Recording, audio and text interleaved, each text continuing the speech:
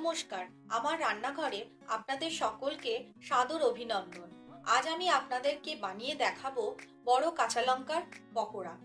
এই লঙ্কাগুলি ঝাল হয় না বলে এর পকোড়া খেতে খুব ভালো লাগে। চলুন দেখে নিই এই পকোড়া বানাতে আমাদের কি লাগবে।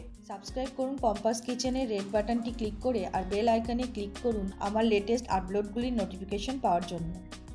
কাঁচা লঙ্কার পকোড়া বানাতে আমাদের যে উপকরণগুলি লাগবে সেগুলি হলো বড় সাইজের কাঁচা লঙ্কা, এখানে আমি 6 পিস নিয়েছি, বেসন, নুন, সাদা তেল, লঙ্কার গুঁড়ো, জিরের গুঁড়ো, কালো জিরে, খাবার সোডা, বিট নুন, চাট মশলা।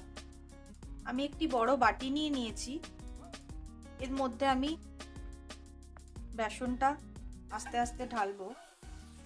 এবার দেব লঙ্কার গুঁড়ো, জিরের গুঁড়ো, কালো জিরে, খাবার সোডা, নুন।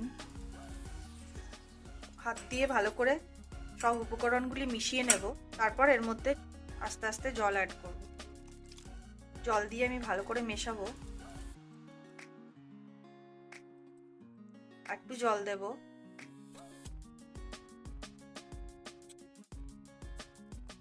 আমার ব্যাটারটা রেডি হয়ে গেছে। ঘনত্বটা আপনারা দেখে নেবেন, খুব বেশি যেন পাতলা না হয়, তাহলে কিন্তু লঙ্কার গায়ে কোটিংটা হবে না। তাই এই দেখুন, এরকম টাইপেরই আপনার ঘনত্বটা রাখবেন। আপনারা একটু মুখে দিয়ে দেখবেন নুনটা ঠিক আছে নাকি। আর অল্প নুন লাগবে, আমি আরও হাফ চামচের মতো নুন দিলাম। নুনটা দিয়ে মিশিয়ে নেব। এবার আমি আধা ঘন্টার জন্য রেখে দেব। আধা ঘন্টা হয়ে গেছে, আমার তেলও গরম হয়ে গেছে। এবার আমি এই গরম তেল নিয়ে আমি এই ব্যাটার মধ্যে 2 চামচ দেব। তেলটাকে মিশিয়ে নেব। এবার এই গোটা লঙ্কাগুলি ব্যাটারে ডুবিয়ে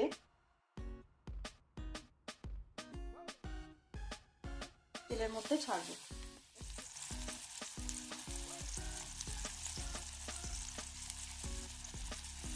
গ্যাস আমার লো ফ্লেমে আছে। এবার আস্তে আস্তে এগুলিকে উল্টে দেব। ভালো করে লাল ভাজা হবে, তারপরেই আমি এগুলোকে তুলব। দুটো পিঠই ভালো করে ভাজা হবে।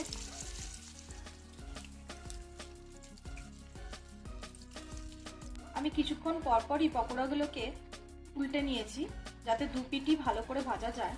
আমার 1 পিঠ তো লাল হয়েই গেছে, আরেক পিঠ লাল হলেই আমি তুলে নেব।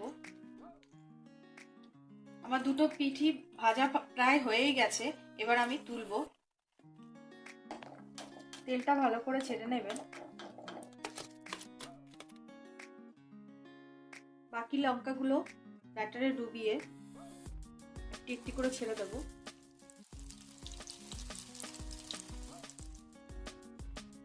বাকি পকোড়াগুলিও আমি তুলে নিয়েছি। এবার এই পকোড়াতে আমি অল্প চাট মশলা ছড়িয়ে দিলাম, একটুখানি বিট নুন ছড়িয়ে দিলাম।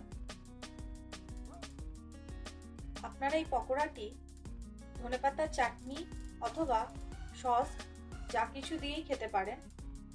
এই পকোড়াটি শীতের সন্ধ্যায় গরম গরম খেতে ব্যাপক লাগে। তাছাড়াও আপনারা এই পকোড়াটি কোনো গেস্ট এলে বা কোনো অনুষ্ঠানে আপনারা অবশ্যই ট্রাই করবেন। আর আপনারা যদি ধনেপাতার চাটনি বানানো শিখতে চান তাহলে উপরের লিঙ্কটিতে ক্লিক করুন। এই পকোড়াটি খুব ক্রিস্পি হয়েছে, আপনারা দেখে নিন।